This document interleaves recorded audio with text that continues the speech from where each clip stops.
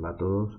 Este es el vídeo que subo para complementar el PDF sobre el tema 5. Es una continuación del vídeo del otro vídeo que tenéis sobre este tema de la educación, que se me ha ocurrido ampliar un poco, sobre todo un autor, un sociólogo que es Pierre Bourdieu, y que creo que es sobre el que habéis hecho una lectura en la clase práctica. Y que, como recordáis, en el otro PDF, en otro documento, hablamos de su teoría, en el sentido de que la teoría de Bourdieu sobre la educación tiene mucho interés sociológico, puesto que entiende la educación como una serie de procesos de reproducción cultural, y de reproducción cultural de un hábitus y de reproducción social de lo que sería la dominación de unos determinados estratos de la sociedad, de los estratos superiores de la sociedad. Entonces esa sería una función muy importante de la educación, es decir, reproducción social. Y por eso me gustaría en esta segunda parte, así un poco brevemente, hacer una síntesis de las ideas principales de este autor, que quizá lo habéis estudiado en otras asignaturas y seguro que a lo largo de la carrera os saldrá muchas veces, puesto que es un sociólogo, pero a la vez también fue un antropólogo y es de un gran interés en general para las ciencias sociales. Entonces este PowerPoint complementa el otro que tenéis sobre el tema 5 de educación. Podéis también ampliarlo con bibliografía de George Richer, este libro, Teoría Sociológica Moderna. En estas páginas está, digamos, desarrollado un poco la teoría de Pierre Bourdieu. Bueno, se nació en 1930, hasta ahí falleció en 2002. Es un sociólogo francés, fue profesor de Collège de France, llegó digamos, a los más altos niveles o de la élite académica de Francia, ocupando incluso una cátedra dentro del Collège de France, que era la única que se había ocupado, digamos, dentro de las ciencias sociales hasta él había sido la de Michel Foucault, y decir, de un enorme prestigio. Y ha creado un centro dentro de la Escuela de Alta Estudio de Ciencias Sociales, Centro de Sociología Europea. Digamos que él busca superar la falsa oposición entre objetivismo y subjetivismo. Esa es un poco la clave de su obra. Es decir, seguro que en teoría sociológica habréis estudiado cómo hay unos autores que se ponen del lado de lo que sería el objetivismo, del ejemplo claro de Sturgeon, entender la sociedad como una gran estructura social que determina pues todos los fenómenos sociales, todas las acciones de los individuos y demás, desde a partir de grandes macroestructuras. Y en cambio hay otra tendencia que enfoca más en lo que sería el individuo, que una microsociología. El ejemplo típico pues suele poner el de Max Weber, ¿no? Con su teoría de la acción racional y demás, la teoría de la acción, en el sentido que sería el individuo en interacción significativa con otros el que va, digamos, de abajo a arriba creando lo que es la estructura social. Entonces toda la mayoría de sociólogos se sitúan o en una línea o en otra. Es decir, o en la línea objetivista o la línea subjetivista, la línea macrosociológica o la línea microsociológica. En cambio, Pierre Bourdieu intentó hacer una teoría intermedia, digamos, cruzando un poco ambas perspectivas. Él critica, por un lado, el objetivismo y critica el subjetivismo también. Y busca, digamos, plantear una especie de dialéctica objetiva-subjetiva. Aquí tenéis una cita. Un concepto central es el de la práctica, la pratique en francés. Con este concepto él lo plantea para superar el dilema objetivista-subjetivista. Las prácticas, que sería lo propio de la sociedad humana, no estarían ni objetivamente determinadas, pero tampoco serían un producto subjetivo del libre albedrío. Estarían entre uno y otro. Por eso se llama muchas veces a su teoría el estructuralismo constructivista. Tiene una cita en la que él dice: el análisis de las estructuras objetivas es inseparable del análisis del génesis en los individuos biológicos de las estructuras mentales que son el producto de la incorporación de las estructuras sociales. Es decir, es un poco un bucle el que él plantea entre el individuo y la sociedad, que es el eterno dilema de la sociología. Es la sociedad la que crea el individuo la sociedad. Él plantea que se trataría de una especie de ambos a la vez, una especie de bucle recursivo que envía a la sociedad, crea al hombre que crea la sociedad.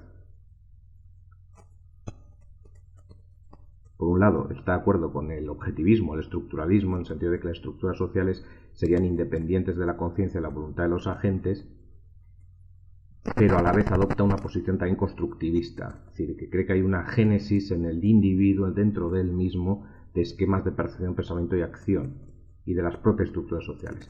Y uno de sus conceptos más conocidos es el del espacio social, es decir, Bourdieu entiende la sociedad como un espacio social, que incluso se puede mapear. Es decir, es un espacio que es multidimensional, compuesto de campos autónomos interdependientes. Y la clave en este espacio social es que hay posiciones objetivas que se pueden determinar, posiciones dentro de este espacio. Y entre las posiciones hay relaciones de dominación, de subordinación, de homología, etc. Y las posiciones están determinadas por el volumen y la estructura del capital de los agentes que están en esa posición. Y a la vez son internalizadas en el hábitus, que es otro de sus conceptos más famosos, que orienta su acción y su pensamiento. Hay 4 formas básicas de capital: el capital económico, el capital cultural, el capital social y el capital simbólico. Él, a la hora de establecer las posiciones en la sociedad, en su visión de la estratificación social, por un lado, por supuesto, que él es heredero de Marx, está muy influenciado por Marx, pero Marx situaba el capital económico como clave, casi el factor exclusivo casi que determina cuál es la clase dominante y cuál es la clase dominada en una estructura social. Bourdieu, en una línea, digamos, neomarxista, postmarxista, amplía esta concepción y cree que las posiciones dominantes en una estructura social son las de los grupos de individuos que tienen más capital económico, pero también más capital cultural, más capital social y más capital simbólico. Es decir, no solo domina la estructura social las personas o los grupos de personas, las clases sociales que tienen más riqueza y más dinero, es decir, como el esquema de Marx, que son propietarios de los medios de producción, sino también los que tienen más diplomas, más estudios universitarios, incluso más propiedades culturales, los que tienen más contactos, más redes sociales, de networking, incluso más capital simbólico, es decir, más honor, más reconocimiento, más prestigio.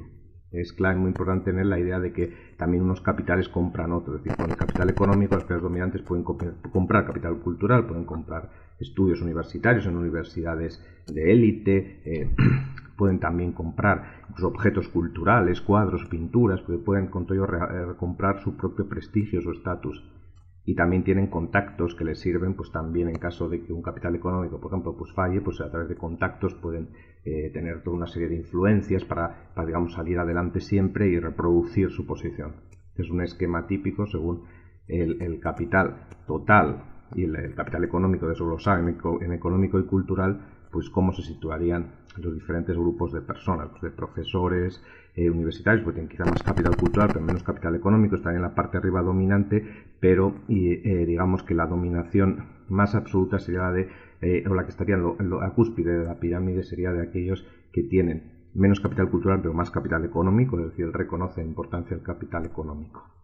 Y en la parte, digamos, baja del espacio social estarían aquellos que tienen menos capital económico y menos capital cultural, obreros no cualificados, pues obreros cualificados. En un rango intermedio estarían, digamos, comerciantes, maestros, cuadros medios de comercio, y arriba del todo, como digo, sobre todo profesiones liberales, industriales y demás. También aquí, según la posición en el espacio social, se puede determinar la probabilidad de un voto u otro a partidos políticos. El hábitus es otro de sus conceptos clave, que es cómo las clases sociales internalizan todo este espacio social, toda esta estructura social está dentro de ellos. Este es por eso el lado subjetivista de su teoría. Es decir, no solo hay posiciones sociales objetivas, sino hay una internalización de la estructura social y de las posiciones sociales, de las distinciones sociales.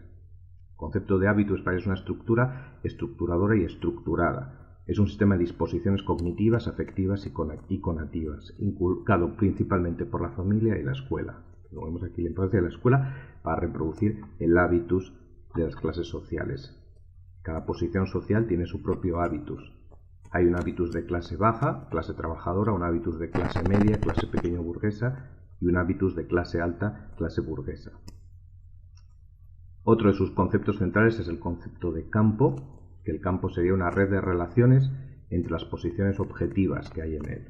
El espacio social, como hemos dicho antes, se compone de múltiples campos.